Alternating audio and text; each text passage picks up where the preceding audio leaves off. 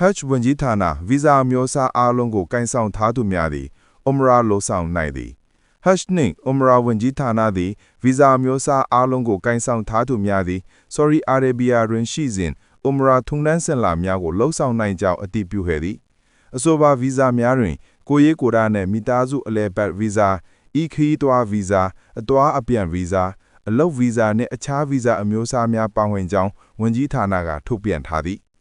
ဤအဆင့်သည်Umrah ထုံတန်းစင်လာများကိုတက်တောင့်တတနှင့်စေရေးချမ်းသာစွာဆောင်ရွက်ရန်ကမ္ဘာတစ်ဝက်မှမွတ်စလင်များရောက်ရှိလာခြင်းကိုလွယ်ကူချောမွေ့စေရန်နိုင်ငံတော်၏ချင်းကပ်မှု၏တိုးချဲ့မှုတစ်ခုဖြစ်ကြောင်းတတိပြုမိပါသည်၎င်းသည်နိုင်ငံတော်၏မျှော်မှန်းချက်2030၏ရည်မှန်းချက်များနှင့်အညီ Hajj နှင့် Umrah စနစ်မှပံ့ပိုးပေးသည့်ဝန်ဆောင်မှုများ၏အကျိုးခံစားသူအတိုင်းဝိုင်းကိုချဲ့ထွင်ရန်ဝန်ကြီးဌာန၏ကြိုးပမ်းမှုတစ်စိတ်ပိုင်းလည်းဖြစ်သည်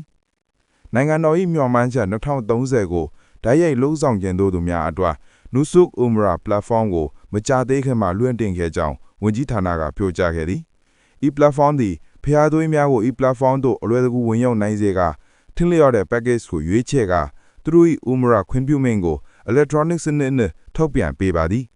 ဤပေါင်းသင်း digital အတွေ့အကြုံသည်အကျိုးခံစားသူများအားဝန်ဆောင်မှုစီးနှင်းသွင်းခြင်းနှင့်ပြီးဆုံးတဲ့ပြောင်းလဲခြင်းများကိုရွေးချယ်နိုင်ခြင်းဖြစ်ပါသည်